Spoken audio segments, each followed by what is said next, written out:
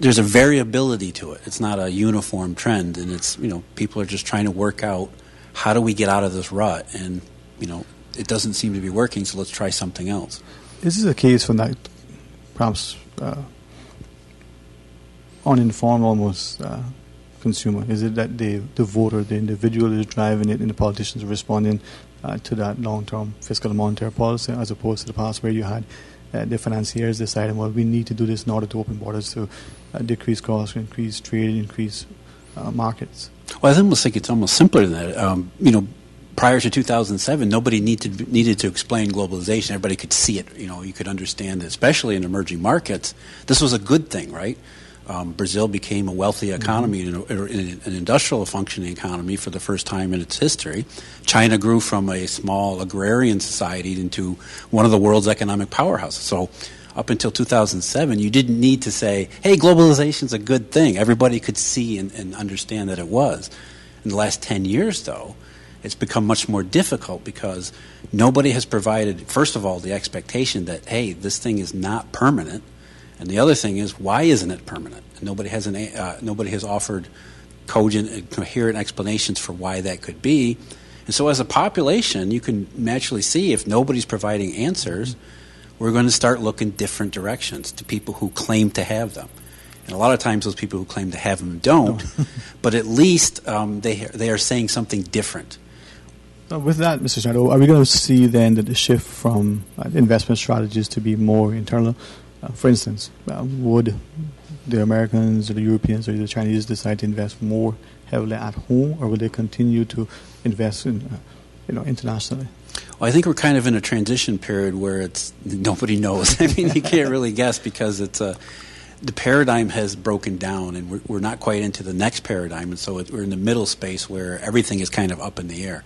It's very difficult to set any kind of rational policies or even a rational idea or strategy because we're now questioning some of the most deep fundamental basis for everything that had happened over almost a 50-year period.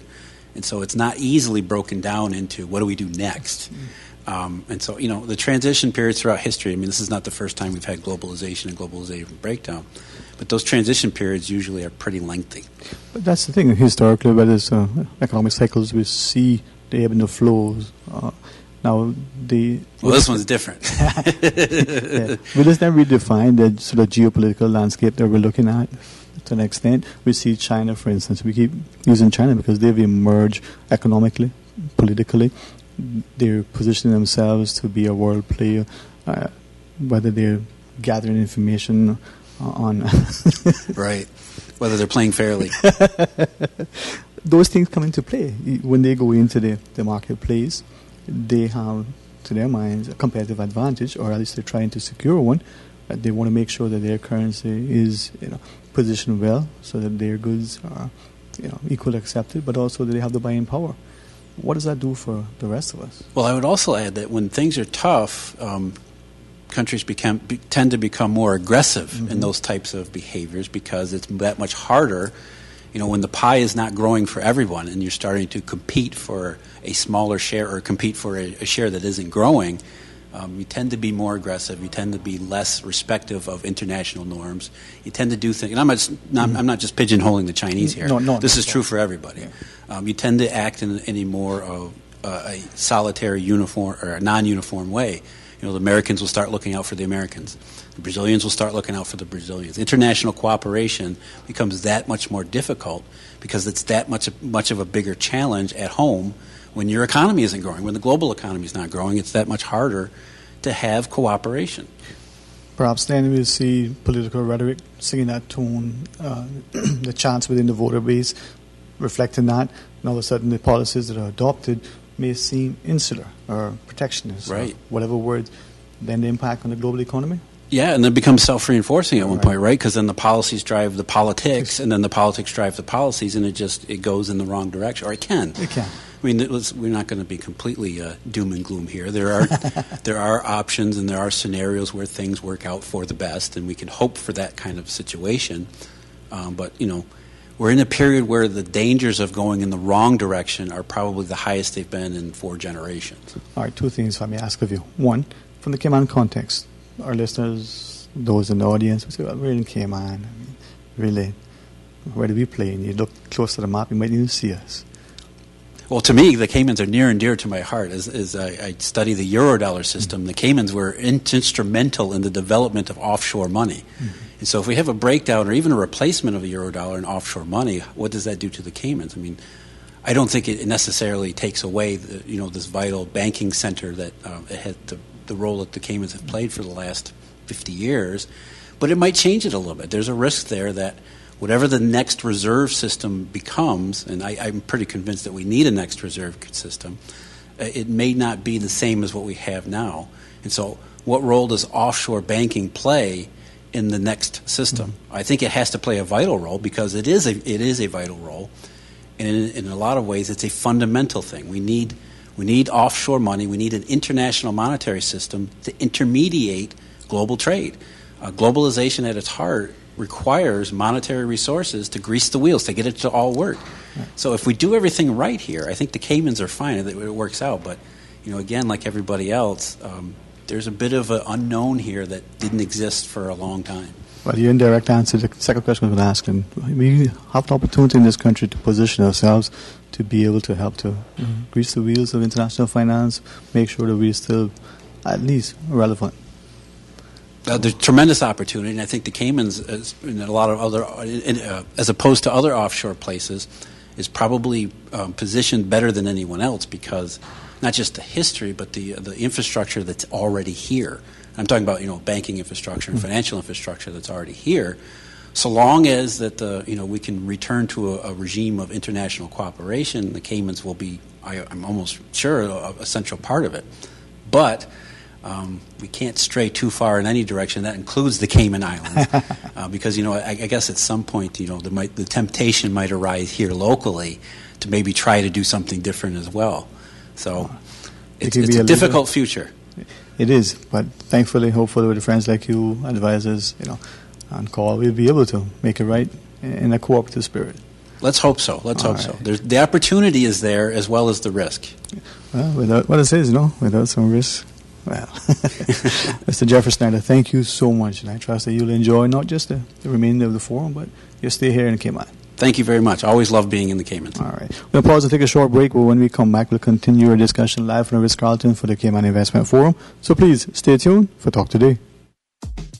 From happy beginnings to happy ever after, Brit K protects your lifestyle with the best insurance cover at the best possible price. Health insurance with far-reaching benefits. 95% of claims settled in 5 days. Low-cost life insurance. And investments. Security in retirement. With a custodian pension plan. For happy beginnings and a happy ever after, visit BritK.ky or call 949-8699. Brit K, where people come first. The Cayman Music and Entertainment Association is bringing back the Pirates Week National Song Competition, Saturday, November 10th. If you've got the lyrical and vocal skills to represent our beloved Isles and National Festival, enter today. Over $10,000 worth of prizes to be won, including $5,000 for first place. The winner will perform on the Kaboom main stage. The Pirates Week National Song Competition, bringing back the best of old times. Call 949-5078 to enter today. Sponsored by the Ministry of Culture, the TAB, CMEA, and Radio Cayman. Cruise tourism is a vital part of Cayman's economy.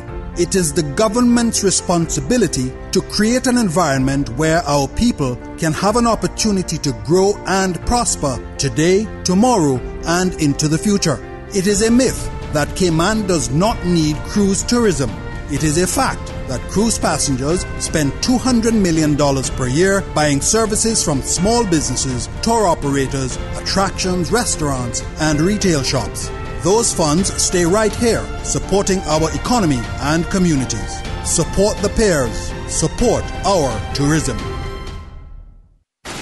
Tune in Monday through Friday from 3 to 6 p.m. Exclusive.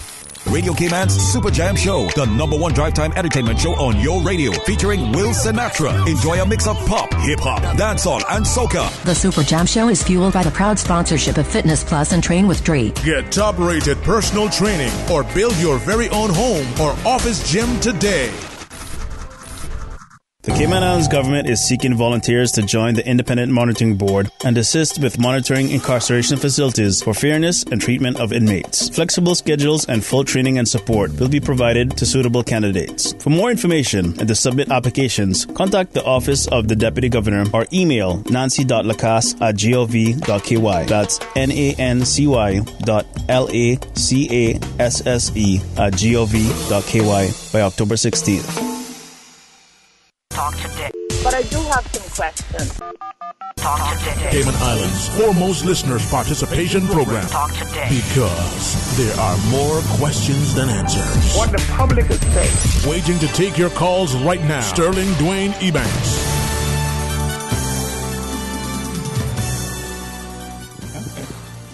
Hey, good afternoon and welcome back to Talk Today. Thank you for joining us, and it truly is an honor now to be able to have this next conversation with Honorable Roy Mattaggart, our Honorable Minister of Finance and Economic Development. Is that what it's? See, I almost got it right. You got it right. Mattaggart, thank you so much, not just for spending some time with us, but for your participation here at the forum. Demonstrates the government's continued commitment to the financial sector and shows the industry that we're viable. Our last speaker, Mr. Starter, indicated that Cayman is well positioned globally. And I think many of us in particular, even those of us who may work in the financial sector, understand how important it is both to our local economy, but respectfully to the global economy as well. So good afternoon to you, sir. Thank you very much for having me. Sterling, delighted to be here at this conference. It's one of those that I look forward to each and every year. And I do make sure I leave enough time that I could spend time here, take time off from work to be here and spend some time. When we look at the lineup that they have presented in relation to the speakers, they bring current speakers who are very much involved with the daily goings of what's happening globally. They give a historical perspective, but they'll be able to give an informed position as to what potentially could come down. These are people who are involved with their own businesses, their own governments, their advisors to things that affect global finance. You're dead right, Sterling. And what I really appreciate about it, given the quality of the speakers, they're at the cutting edge of developments within the area of investment and finance. And that's what we get to hear at a conference like this. And I think it is wonderful that the CFA is able to attract these caliber of speakers. I note that this time we're talking about globalization. Globalization has been with us for many, many years now. And I remember it when it first started in my former role at KPMG. And, it's a mature, like a process, I guess, if we could call it. And, when I stepped away to come and meet here with you, the first speaker there was talking about the challenges of globalization under the Trump administration, because there are challenges now and that are creeping into globalization. We've had a fairly easy go of it, all of these, for the last maybe decade or two. But now you start to see challenges coming out with some of the protectionist policies, I think, of the Trump administration. I think is that, a question of the politicians driving it, is a knee-jerk reaction. Is it the people, generally speaking, and by the people, the voter, deciding, well, wait, and whether it's the U.S. or whether it's even in some countries within Europe, not only the EU, even in the UK, you were seeing semblance of the local media there saying, but wait a minute, these guys in this sector, let's say the trades, for instance, they came from Eastern Europe, they're taking over the jobs. The Swiss may have been making comments, well, the Italians are coming and parking on their side of the border, not paying the higher parking rates over here, walking across, taking the job, and go back home and leaving a paycheck. Yeah, and that's one of the consequences of globalization, is that you've seen borders come down. And, is it a question, have we gone too far? Or whether there's still more to go?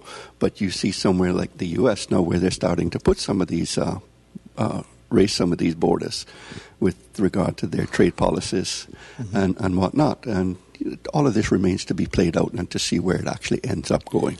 From that perspective then, for governments as we look today, and then not just 10 years, but perhaps 25, nobody has saying that they have any particular insight into the future. Where do you think Cayman could be And how would you like us to get there? Yeah. Let me start where we are right now. Okay? And I believe that we are well positioned to take advantage of new opportunities, new thinking, new products, new services, whatever and wherever the investment and finance industry is moving to. At the most, what I see is that we may have to put together some bespoke legislation to regulate or otherwise, give some gravitas to anything new that does come out. And we can respond to those situations quite quickly when we need to do so. So I think, given where we are and the issues you have in the traditional financial services that we have, I think we are constantly on the lookout. We are aware of and always willing to respond to new opportunities and to make sure we can take advantage of those for the benefit of the country. But with respect to that legislation that you referenced, Cayman's financial laws in particular have been copied at the reference for those other jurisdictions that are competitors equally. So when we pass that, how soon after do you think the others in the region and in the sector are going to copy?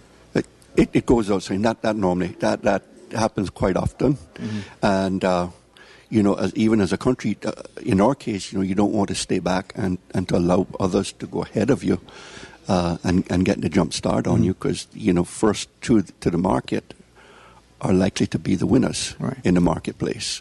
Would that, if we were to have to, or if we decide to pass that legislation, what would that do for us? Would it be... Yeah, well, I'm thinking of specifically one area I know that we are looking at drafting, trying to put together some legislation, is regulating the whole use of cryptocurrencies and digital currencies, that sort of stuff. Tremendous opportunities for the country. Investors already taking advantage of the opportunities that exist here. And so, what I would see, and typical with what we would do here in Cayman, it would not be overburdensome legislation, but one that puts sensible regulations around the industry to ensure that it can thrive and that we can regulate it properly, and thereby provide the opportunity for it to thrive in Cayman. With that, Honourable Minister, perhaps we could ask then, when we look at potentially a new reserve currency of sorts, another reference for the world to be able to transact its business, could Cayman then be that sort of facilitator that allows maybe a new Swiss system or alternative to it, some other mechanism that allows it, that perhaps not only monetizes our services more, but gives the unbanked a better chance of access in the international banking sector? I think it's only a matter of time before those things start to really emerge here in Cayman. But you are right, you're hitting on things that are on the cutting edge and the cusp of new thrust in investment and finance. What would it take for us to do that? Is it the political will, or is it the... The political will is there, so that I don't think is an issue. I think it's just for us to identifying what the real opportunity is and focusing on that and going for it. And then that hopefully bespoke legislation, we have the autonomy, political or otherwise, to be able to facilitate that legislation in order to bring about this? I do believe we do. I mean, I'm not aware of any specific challenges or restrictions, hindrances to us being able to do that. I mean, we've always been able to respond in the financial services industry to make sure we stay updated and on top of things. I think if I'm exaggerating, you certainly direct me otherwise, but Cayman has always led in most cases. We've been at the forefront, but our products and services not only have been innovative, but they've been very responsive to what the market needs, and we've been a leader. Yeah, we have been in most cases, and what you will find is where we go, others tend to follow. And I don't see that changing anytime soon. Well, let's keep it, what's it? Full sheets to the wind? Yeah, absolutely. Right. And we have to stay on top of things, though. Exactly. Any final thoughts, Honourable Minister? No, I think the whole text of this conference today is very timely. In terms of talking about globalization and the challenges that you face. And I'm looking forward to hearing more about it and also hearing more about a lot of these issues and things that are on the cutting edge of investment and finance.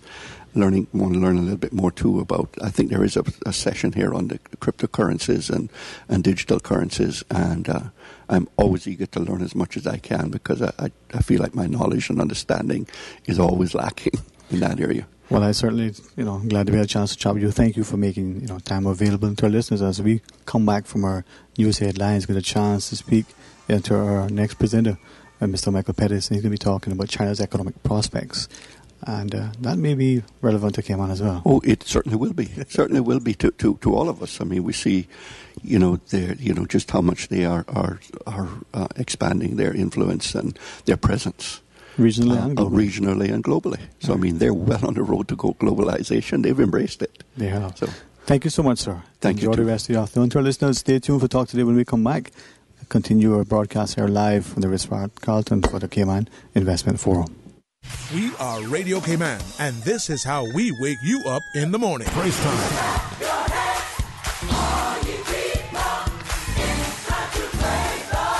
Praise time on Radio Cayman. Open the eyes of my heart, Lord. Open the eyes of my heart. I'm gonna walk them golden stairs, 'cause I know my Jesus answers all my prayers. Praise time. Weekday mornings from 6 until 6:30. Praise time.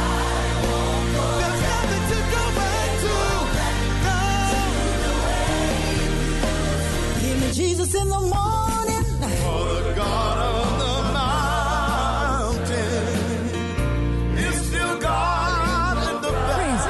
Shout with joy to God, all the earth sing glory to His name. Praise time. Praise time. Jesus in the morning. Yeah. Weekday mornings from 6 until 6:30. Radio Cayman, maintaining the innovation. On a daily basis, making it easy to connect with you, our listeners. Add us to WhatsApp today, 925-3261. That's 925-3261. Radio Cayman. Send a text or voice note. Can I send a request, please? You don't really have to ask us. Just send a request. This is a shout out to my ex. Radio Cayman, the voice of the Cayman Islands. Radio Cayman, maintaining the innovation. From district to district, moving through the waters to Cayman Brac and Little Cayman. Your station, your voice. All things Cayman. One radio, many people. This is home. Radio Cayman in the Cayman Islands. Country classics. Well, I was born to coal miner's daughter. On the road again. They're gonna put me in the movies. Papa Top again. Out in the West Texas town of El Paso. Because you're mine, I walk the line. Well, I love country classics. Young love, first love. You never count your money when you're sitting at the table. If you enjoy classic country music, come hang out with Radio Cayman this Saturday, 3:30 to 6 p.m. In the Mississippi cotton picking Delta town. This Saturday afternoon, following American Country Countdown, 3:30 to 6 on Radio Cayman. Just walk on by. Wait on the corner. Country classics. Radio Cayman. Radio Cayman's newsroom. These are the biggest stories right now. Detective Sergeant Anderson Taylor is the Ministry of Human Resources and Immigration's Chief Officer's choice for August. D.S. Taylor is being recognized for developing exceptional leadership within the Royal Cayman Islands Police Service Criminal Investigation Department at the West Bay Police Station. A 10-year veteran, D.S. Taylor began his RCIPS career in November of 2008 as a constable and rose to the rank of sergeant in February of 2016. Good afternoon, I'm Dion Anglin with your headlines and news elsewhere. One of the strongest storms in recorded history to hit the U.S. has battered northwest Florida, flooding homes, washing out beaches, and snapping trees. Rescue services are beginning to assess the full impact of Hurricane Michael, which made landfall on Wednesday afternoon as a Category 4 storm with 155 miles per hour winds. 2 people, including a child, were killed by falling debris. And U.S. First Lady Melania Trump has said she started her anti-cyberbullying campaign because she is the most bullied person in the world. In a wide-ranging interview with ABC News, she also said she does not trust some people who have worked in the West Wing, and she said that women who allege sexual abuse must produce really hard evidence. The interview was recorded on her trip last week across 4 African nations. That's a wrap of your headlines. I'm Dion Anglin. Radio Cayman, the voice of the Cayman Islands. What's happening in your community? News and information, music and more. You can find us. www.radiocayman.gov.ky.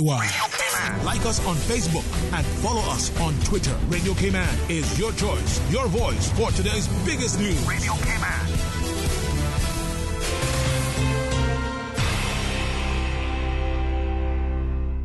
Talk today.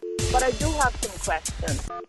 Talk today. Cayman Islands' foremost listeners' participation program. Talk today. Because there are more questions than answers. What the public is saying. Waiting to take your calls right now. Sterling Dwayne Ebanks.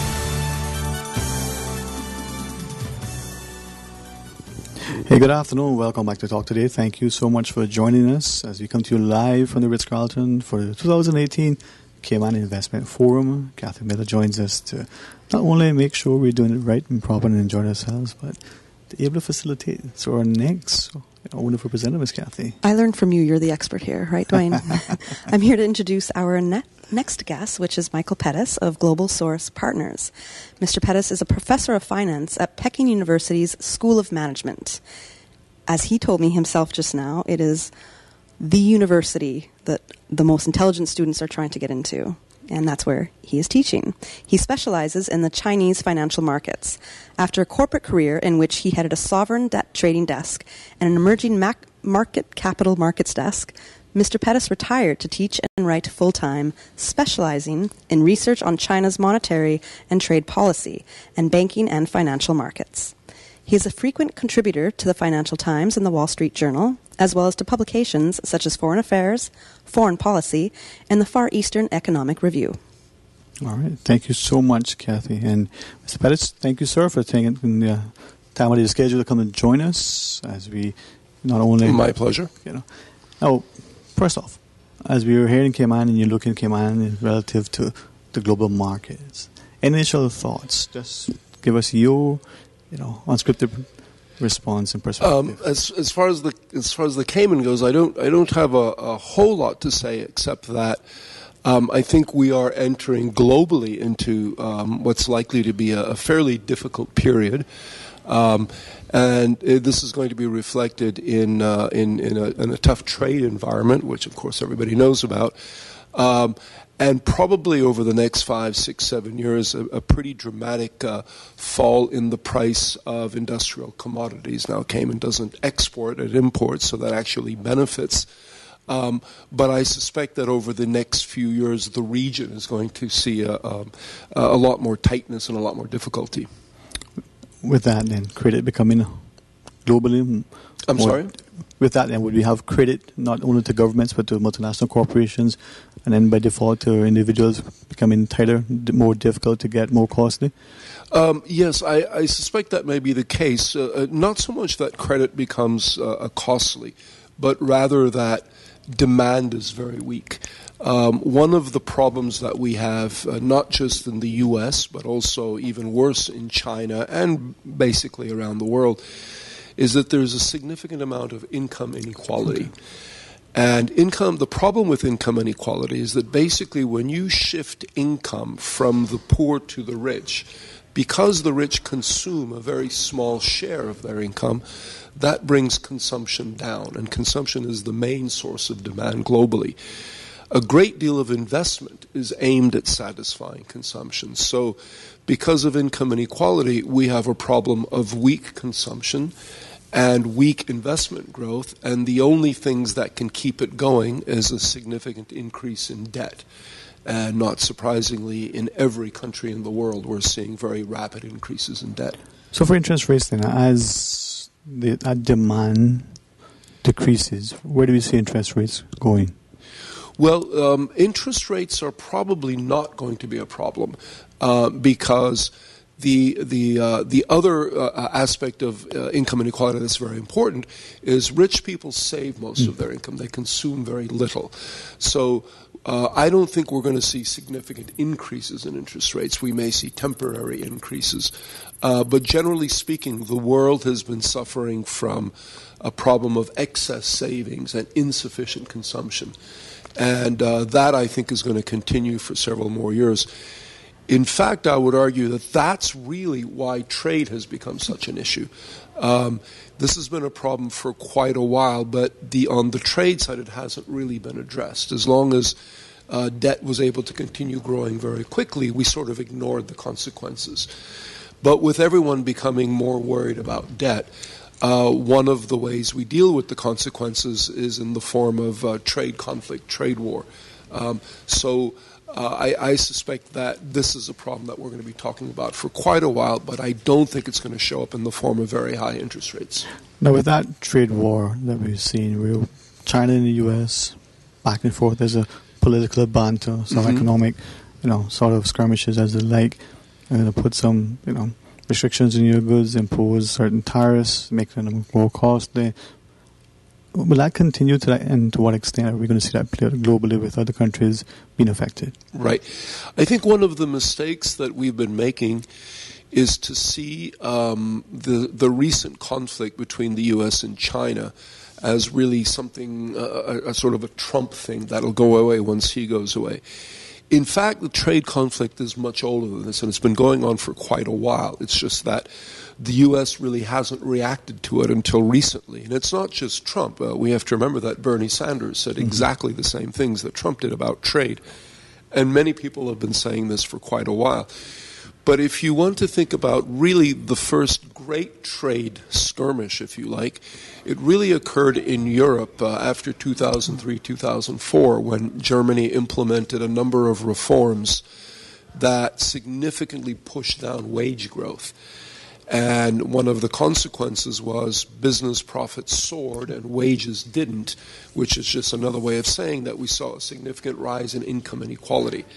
And the way the Germans reacted to that reduction in domestic demand is with a huge increase in exports to the rest of Europe. Germany was a current account deficit country before 2003, and since then it's become the biggest current account surplus country in the world.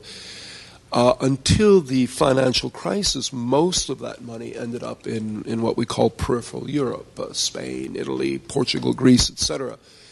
And those countries had their economies basically devastated. We saw a huge increase in debt in order for them to maintain growth. But by 2008, 2009, the debt levels were so big that they were no longer able to absorb German surpluses, and one after another, the various countries collapsed. So as I see it, the current trade war or trade conflict is simply a continuation of something that started over a decade ago. This has been going on for a while, and it's not ending soon. Now with that, as you shared, that demand drives the consumption, that drives the investment. When we see in what is transpiring, do we potentially, or could we have other countries, whether Spain or others within the EU, taking on more debt, and we potentially could end up with another Greece? Yes, unfortunately, when you have excessively high savings, ideally what is supposed to happen is that those savings should be directed towards developing countries that need investment. But there's two big problems. One is developing countries have a limited ability to absorb a lot of debt. And secondly, if the rich countries aren't growing, then that puts downward pressure on the growth of developing countries and makes it even harder for them to service the debt. So what's ended up happening is that all of this excess savings, rather than going to developing countries, has gone to the rich countries, which don't really need them. And that's put pressure on growth and on a whole other areas. Basically, the only thing that keeps the global economy going right now is a rise in debt. And we see that in the country that I live in China, most especially. China is about 15% of the world. But in the last 5 years, the world has accumulated a huge amount of debt, and China has accumulated nearly half of that. So it's an extreme case of what we're seeing around the world. So with China, as China expands its sort of reach globally, economically and politically, it's investing globally in many different strategic locations and with infrastructure projects. Where would that play out, both? There's I won't say a big controversy about it, because in China you're not really supposed to criticize the what they call the Belt and Road Initiative, the New Silk Road. Mm-hmm. But there's a great deal of concern because, as you point out, China has invested a huge amount of money in developing countries in the last few years. But it's not clear that it has invested the money wisely. For example, in this region, half of all the money that China has invested in Latin America has gone to Venezuela. And I think the prospects of repayment from Venezuela are very, very low. In fact, 2 years ago, Beijing made the decision that they would not lend any more money because they were not getting repaid on the existing loans.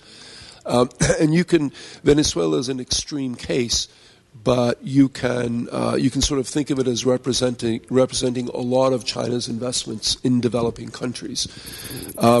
Every time a country first goes abroad and invests significantly in developing countries, they've always run into the same problems. The U.S. did that in the 1920s, the Soviet Union in the 1950s, the Arab OPEC nations in the 1970s, Japan in the 1980s, and China in the last decade. And the history is remarkably unchanging. Initially, there is an enormous amount of success in lending, but once it's time to recover the loans, it becomes extremely difficult, and a lot of the goodwill that was generated then dissipates. And I think China is going through that process. There is a great deal of concern about the economics of this foreign investment. Having said that, though, it's not going to stop. It's very, very closely associated with the president. It's one of his signature projects. And from the point of view of face, I don't think China can really back away just yet. So that need to save face, so to speak, may drive more than anything else the economic engine that they're trying to project globally. The same model you recognize over history, over the last century. They've used the same thing, just a different player behind the money. Do we know potential fees in relation to this call? Potential fees? Yeah, the call to redistribute income and wealth so that the poorer nations start sharing it. Unfortunately, in a globalized world, you gain competitiveness by increasing income inequality. You basically gain competitiveness by pushing down wages. A brilliant Harvard economist, Danny Roderick, wrote about this 10 years ago.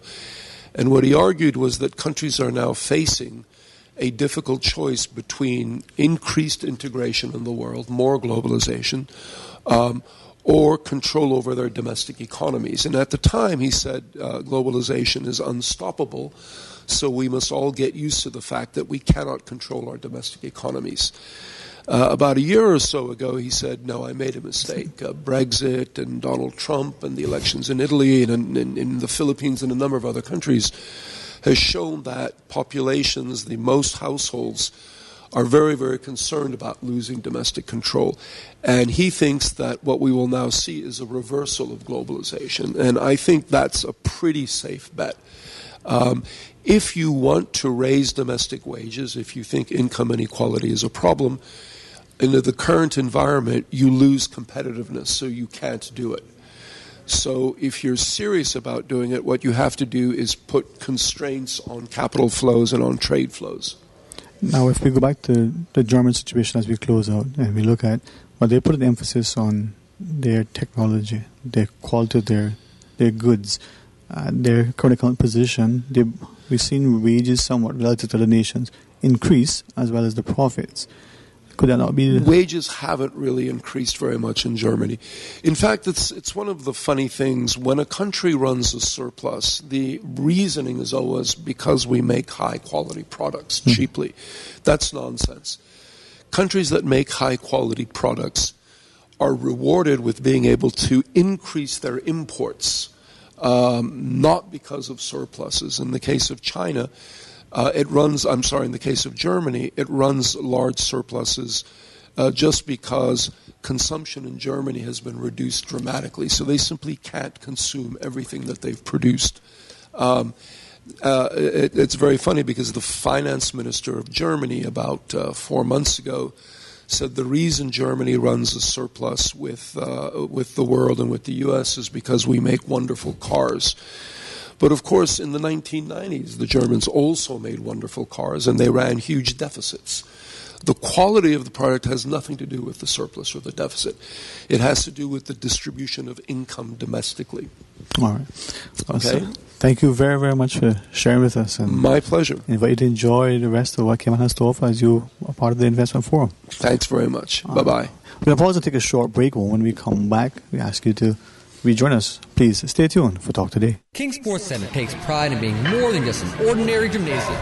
For 14 years, their multi-purpose facility has been providing the community with a variety of sporting, recreational, and relaxation activities. King Sports Center has a bowling alley, lounge bar, multi-purpose rooms, powerhouse gym, rock climbing wall, bungee jumping, a 10,000 square foot rink, and so much more. For more information on the variety of services, call their friendly staff today at 946-5464 or email kings@candw.ky or visit www.kingsportscenter.com. King Sports Center, your one-stop shop for fitness, recreation, and relaxation.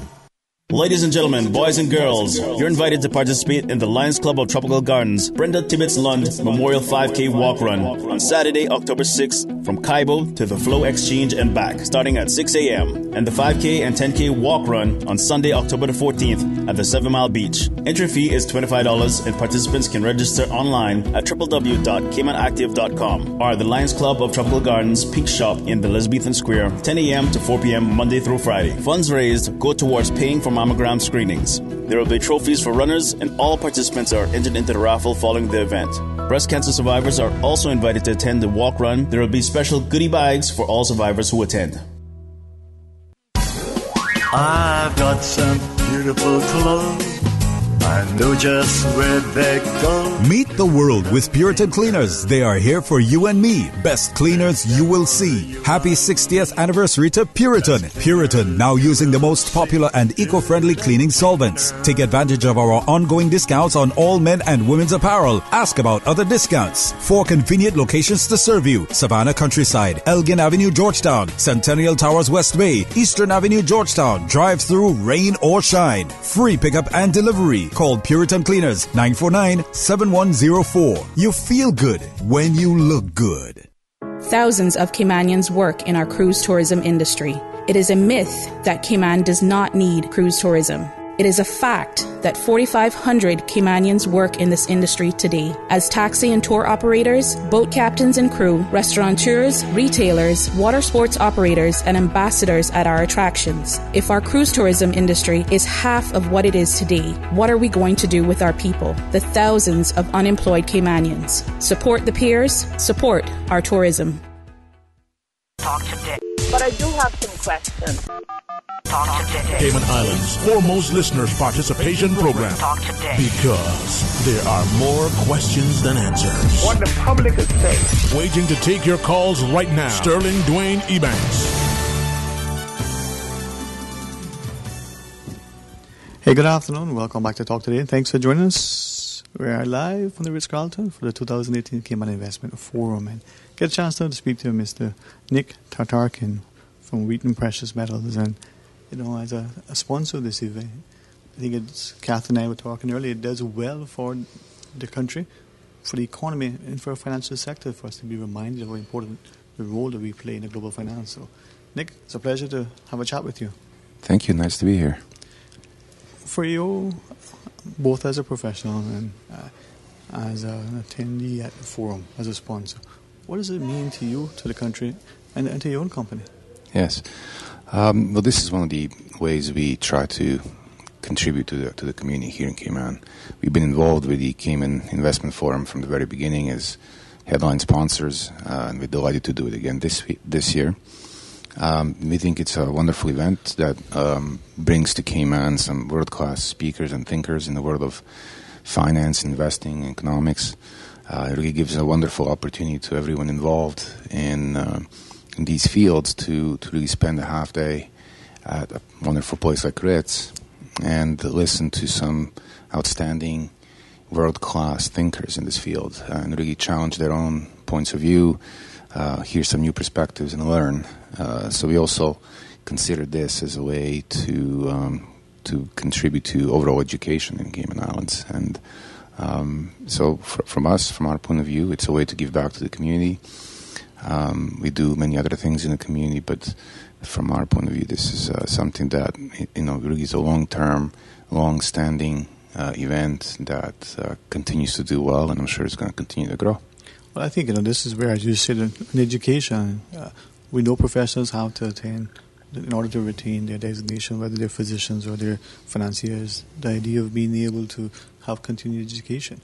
For you and your clients, you get a chance to speak to the academic as well as that practice professional.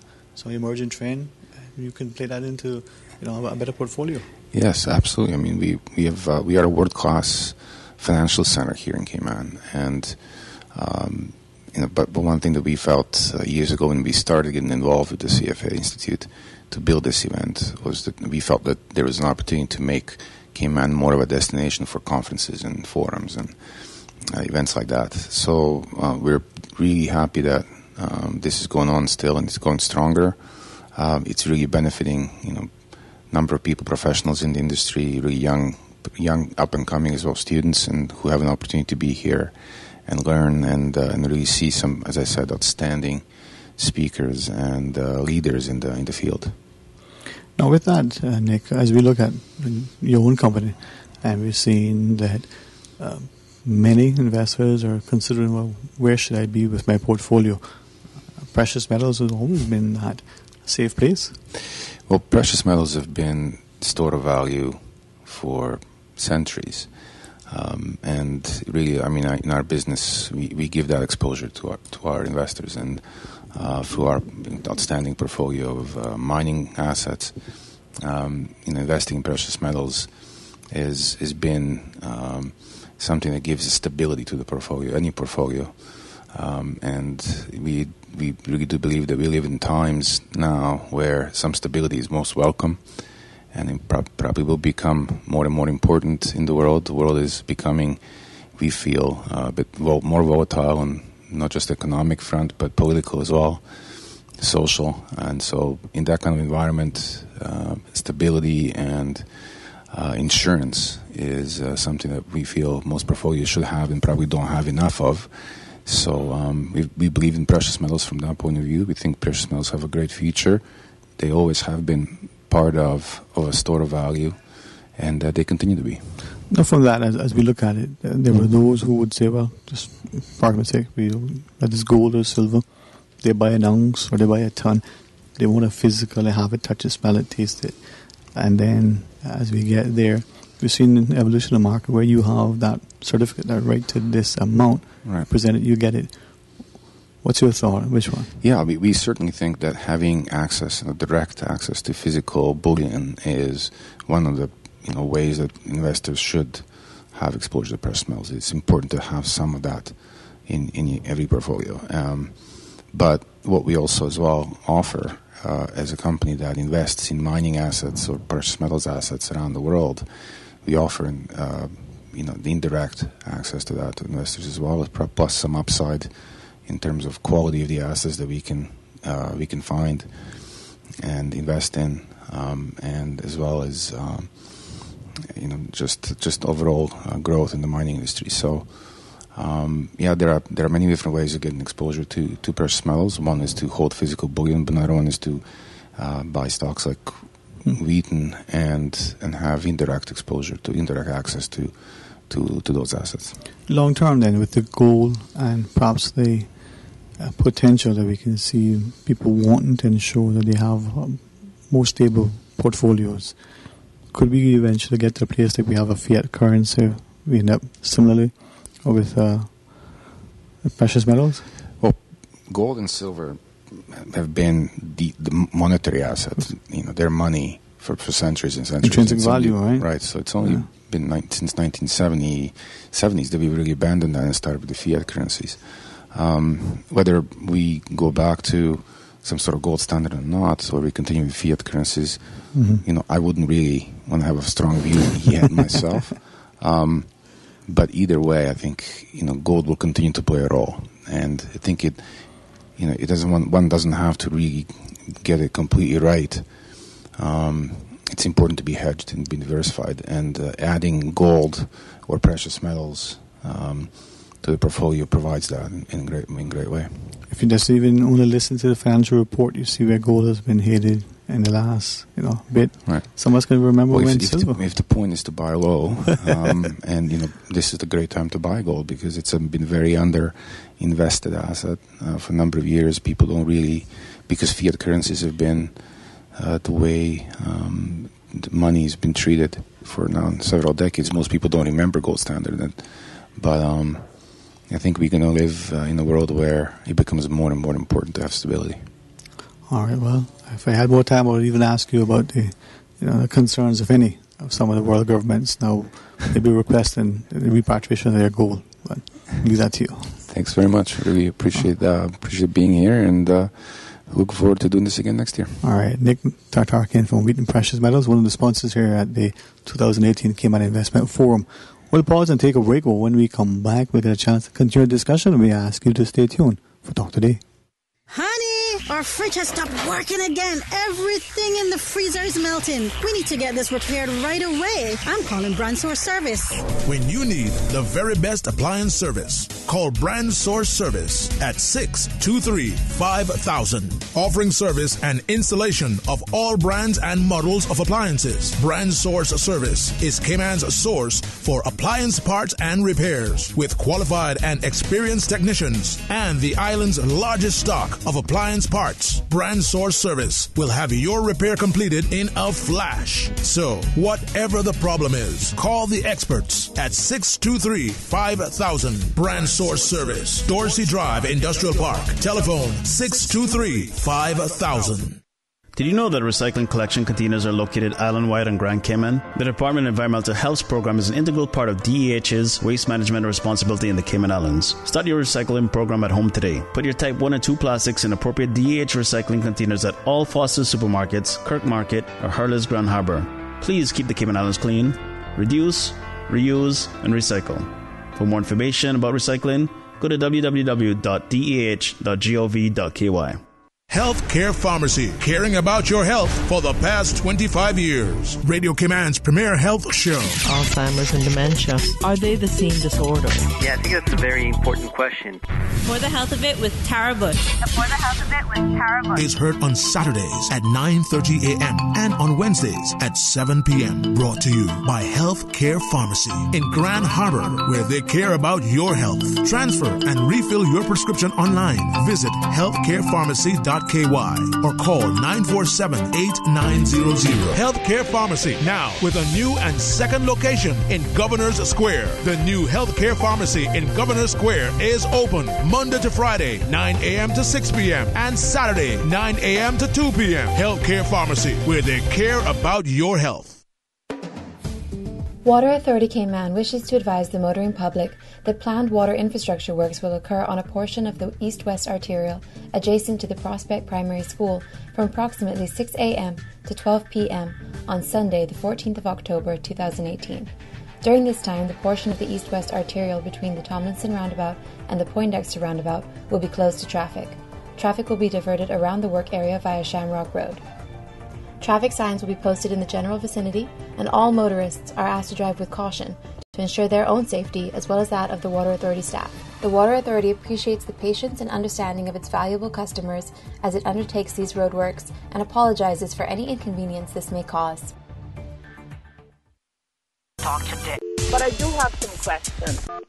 Talk to Dick. Cayman Islands' foremost listeners' participation program. Talk to Dick. Because there are more questions than answers. What the public is saying. Waiting to take your calls right now. Sterling Dwayne Ebanks.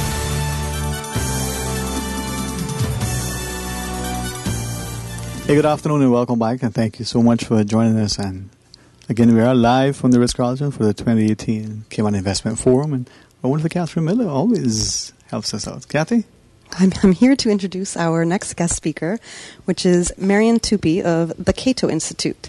Mr. Tupy specializes in globalization and global well-being and the political economy of Europe and sub-Saharan Africa. His articles have been published in the Financial Times, Washington Post, Los Angeles Times, The Wall Street Journal, U.S. News and World Report, The Atlantic, Newsweek, the UK Spectator, Weekly Standard, Foreign Policy, and Reason Magazine, and various other outlets. He has worked on the Council of Foreign Relations Commission on Angola, testified before the U.S. Congress on the economic situation in Zimbabwe, and briefed the Central Intelligence Agency and the State Department on political developments in Central Europe. And with that, Mr. Tupy. Good afternoon, Mr. Warren. Thank you so much for joining us. Thanks for having me. Delighted to be here. Well, it is an honor, and I keep sharing with people that we don't always understand sometimes the opportunities that we have within this country to not only help to influence perhaps world policies, but to be affected by it in such a way that we have friends across the pond in some places. Yes. Your topic, can the EU survive? Yes. There was some that even questioned in the 50s, could even get off the ground. Yes. Your thoughts? Well, obviously it is a much more interesting question now, because after the Brexit vote, the question is the UK the first and the only country to leave the EU, or are we going to see other countries leave the EU as well? That's question number one. Question number two, are the concerns of the people in the United Kingdom genuine concerns? Are those concerns shared by other countries in the EU, or is that a specifically British phenomenon? And I think that the issues that were addressed by the British people are also relevant to people in other countries as well. So I could see a period of destabilization in the European Union in the future. The British pound relative to the US dollar. In recent times, especially since Brexit, we've seen perhaps a valuation has been unprecedented, perhaps. You mean there's been a volatility Yeah. in the exchange rate? Yes. Yeah. And when we look at some of the things that's just in the British media alone relative to the man on the street, the sentiments and the respect, that could almost be here in Grand Cayman. It could be some of the states in the US or even some of the other EU countries relative to what the people are feeling and sensing. Do we see that movement of the UK more political or economically driven? Or are the two now? Oh, I think it's much more political than economically driven. I think that the United Kingdom is in a very good position. The economic fundamentals of the United Kingdom have not changed. It is still a European country that attracts a lot of interest and a lot of investment, because it turns out that the language, the English language, and the well-functioning British legal system are incredibly important when it comes to money pouring or money being distributed internationally. In other words, yes, the UK may lose some interest amongst international investors because it will no longer have a frictionless access to the European market, but it will still be a very important destination for financial capital, because most of the finance is conducted in English, and because the British common law is understood and respected. So I expect short-term volatility up and down depending on how the Brexit talks go. If there is no Brexit, no deal Brexit, we might see the UK, the pound drop even further. But in the long run, if Britain starts concluding a lot of international trade agreements, then I would expect the pound to strengthen. Why do I say that? Is because Britain is now going to be an independent country able to do free trade deals. It will be able to join NAFTA. It will be able to join the TPP. British exports have already been increasing at a faster rate with the rest of the world than with the EU, even though Britain doesn't have a free trade agreement with the rest of the world. So there's a great deal of potential in the UK. It is the most deregulated economy in the European Union, consistently ranks as one of the world's freest economies. And so I'm not worried about the British pound in the long run. Now with that, once Britain exits, are we going to see, as you said at the earlier set, potential other EU countries deciding that they're going to follow suit? Well, this is a long-term process. I don't think the British exit will be followed by exit from other European countries in the short run, 5-10 years, unless there is a major economic crisis and Italy decides, for example, to abandon the euro. If the Italians decide to abandon the euro and you have a collapse, essentially, of the single currency, then that could have repercussions for European economy and for the single currency, but not necessarily for the membership of the European Union. What will impact the membership of the European Union is the performance of the British economy after Brexit. If Britain becomes a very fast-growing and a successful economy after Brexit, then there really will be no reason why other mature democracies in Europe, such as Denmark, Holland, maybe Sweden, why they need to remain in the EU. If it is shown that you can thrive and do even better outside of the EU, then really the long-term, the whole project of European integration may be under threat. So the first 10 years, you probably wait and see. Yes, beyond that, yes, we don't know. Yes. In the first 10 years, I would say much conversation will be about the euro, the currency, but in the next 20 years or so, then you would expect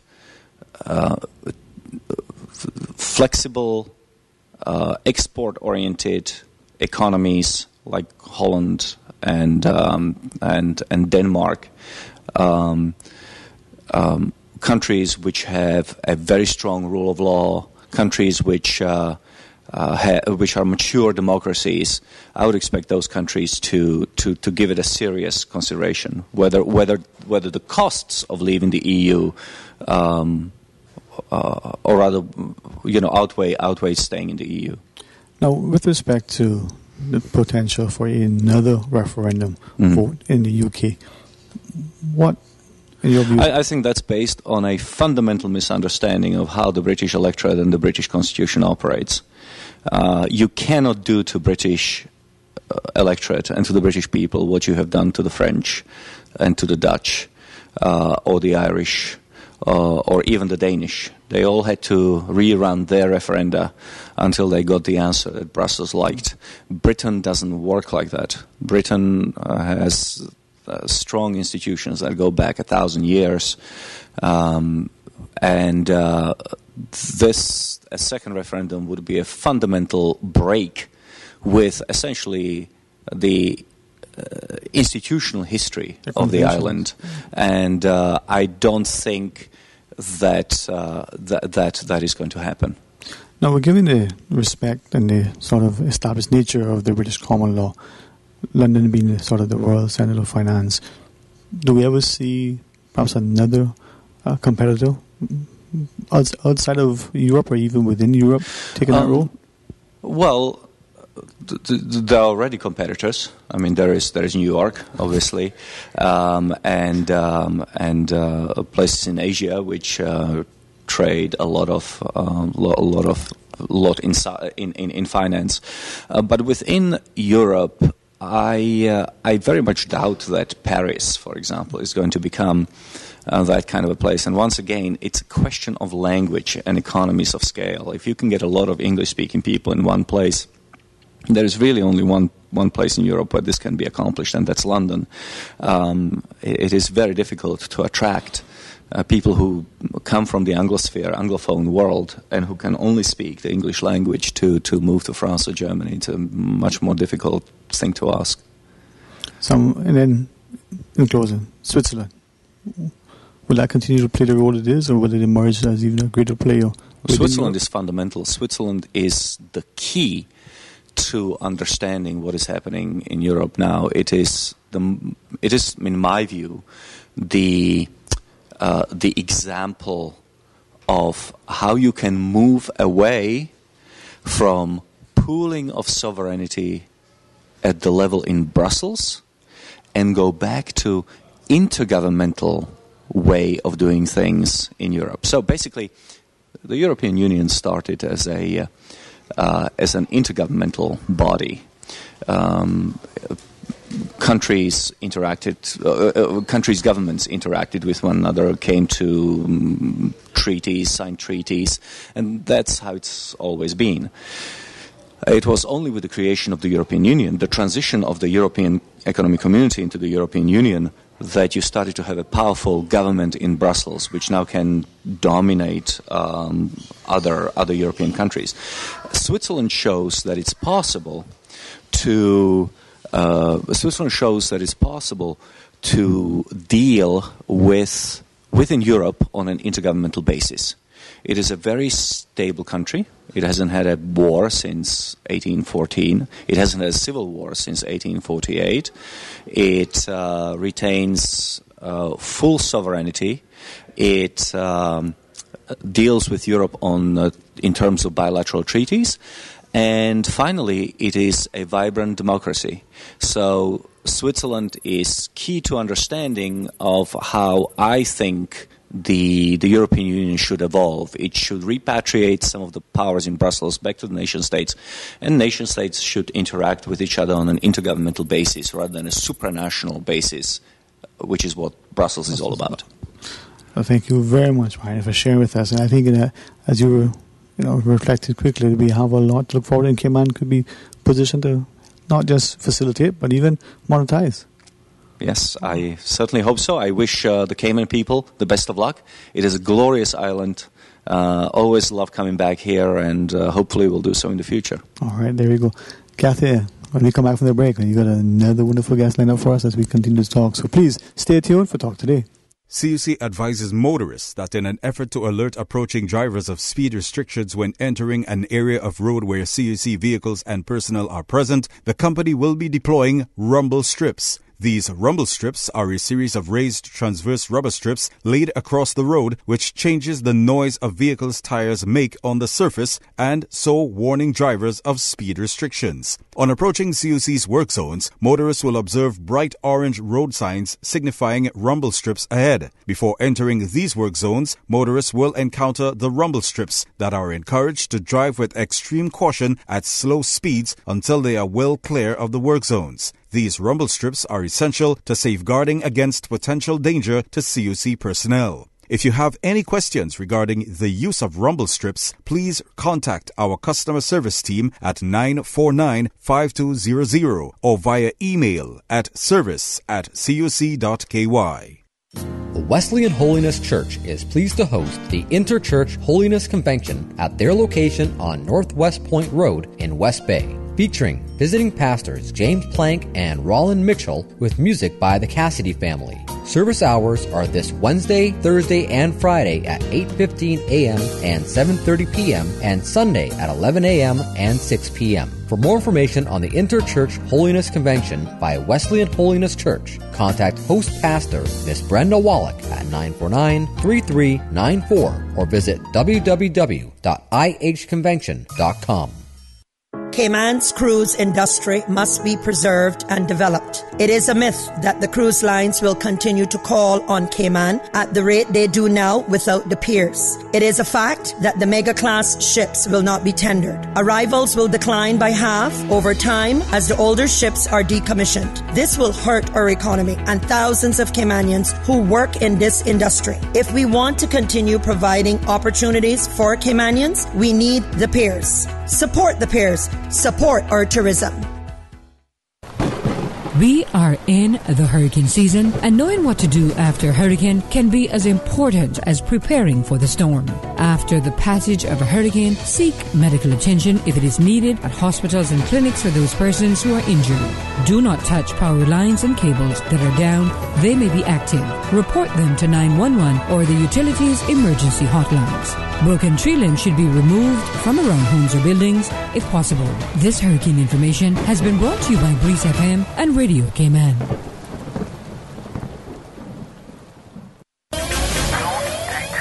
Monday through Friday, 3 to 6 p.m. Radio Cayman Super Jam Show, the #1 drive time entertainment show on your radio featuring Will Sinatra.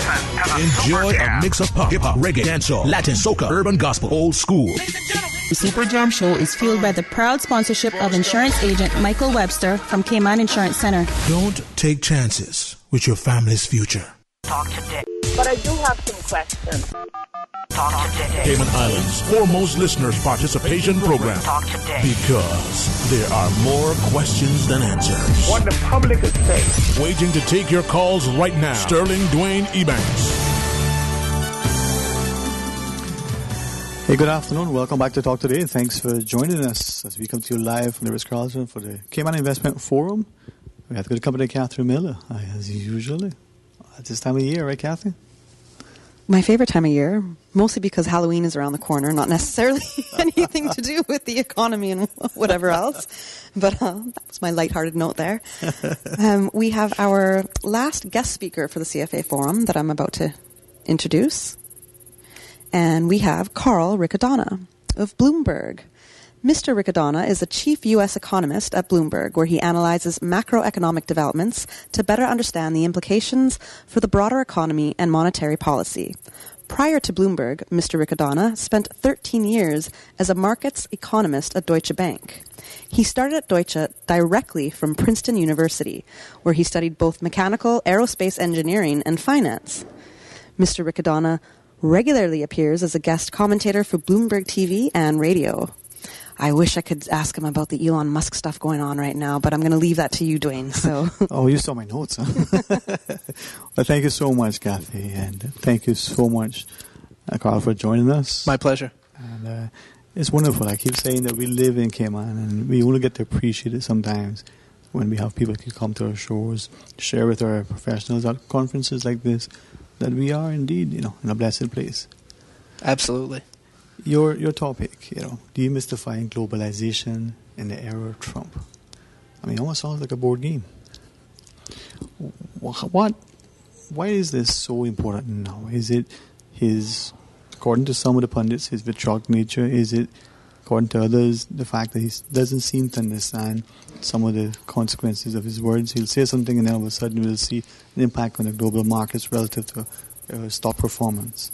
Or is it just that he plays by a rule that changes according to the weather? Sure. Well, he's certainly not afraid to speak his mind, and that is a change for better or for worse from what we're used to from public officials, especially the president.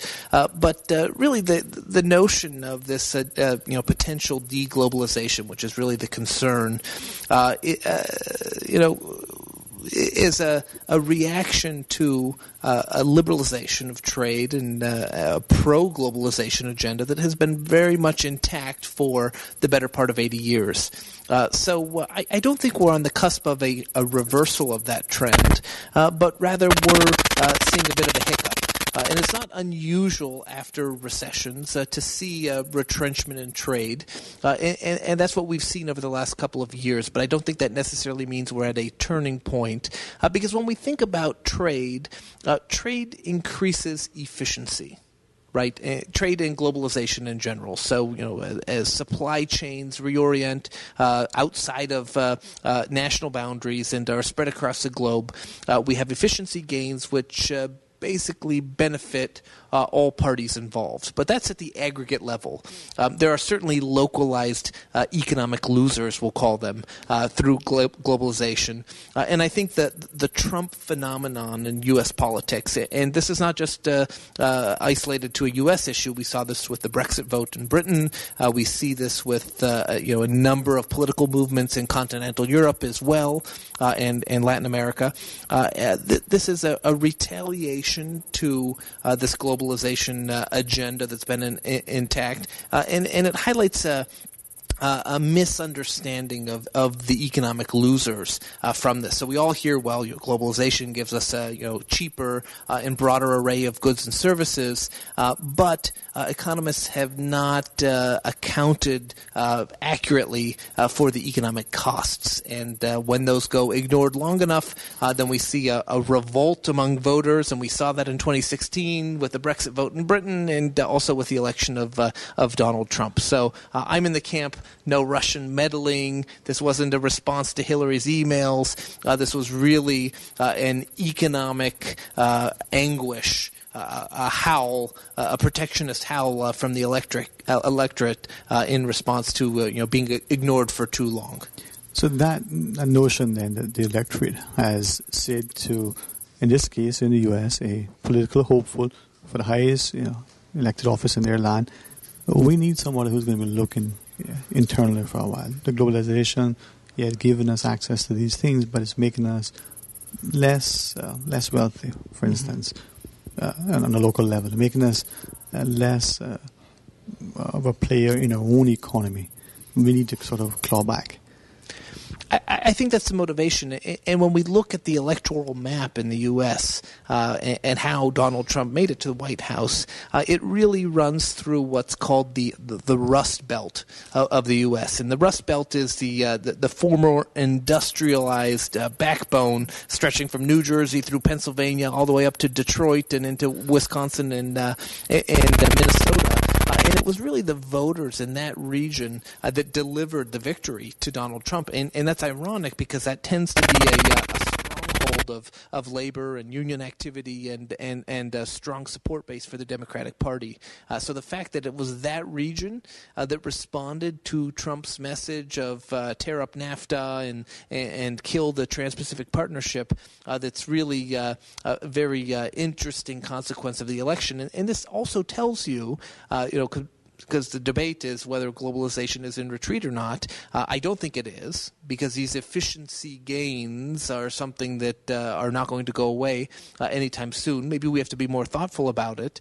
But the consequence here is that if President Trump wants to run for re-election in 2020, and he's made it pretty clear that he wants to, the path to return to the White House is going to largely depend on winning the Ohio's, Pennsylvania's, Michigan's, Wisconsin's, those former industrial powerhouse states, and the anti-trade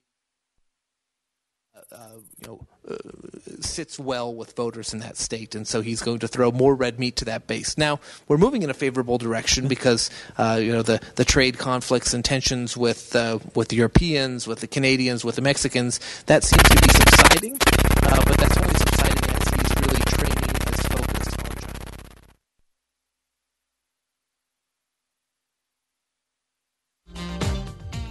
For the most part.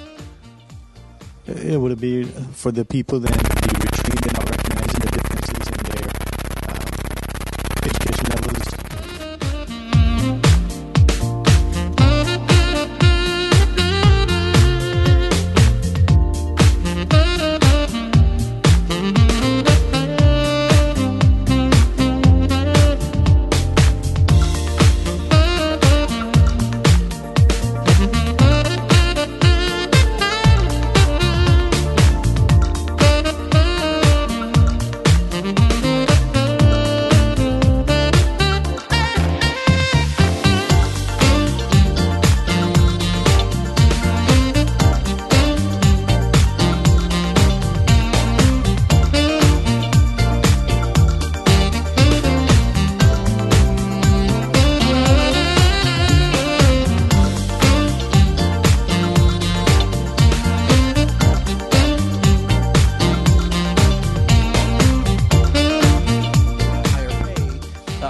able to be retrained. So that welder on the assembly line is not suddenly coding in Python and creating apps for the iPhone. Rather, that welder on the assembly line who lost his job tends to get displaced into low-skill service sector jobs where they're significantly underemployed.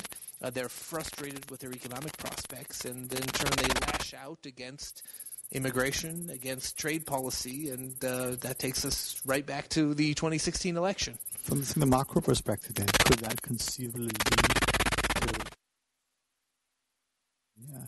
sort of not seeing the incentive to continue education and may, in fact, put off further education? Why take on the debt? Why spend the time?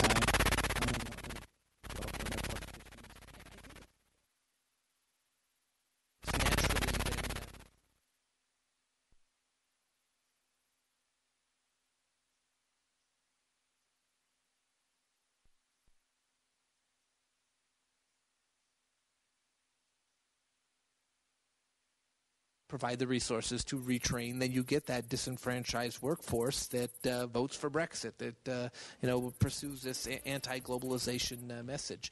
But as we think of the longer term trends here, right, the efficiency gains improve our standard of living. Right, we drive cheaper cars, higher quality cars, thanks to foreign competition. Putting pressure on domestic producers, all of this. It's a tremendous gain overall. And while it may be tempting for economies to pull up the drawbridge, so to speak, and become more isolationist, they're going to effectively make themselves less economically competitive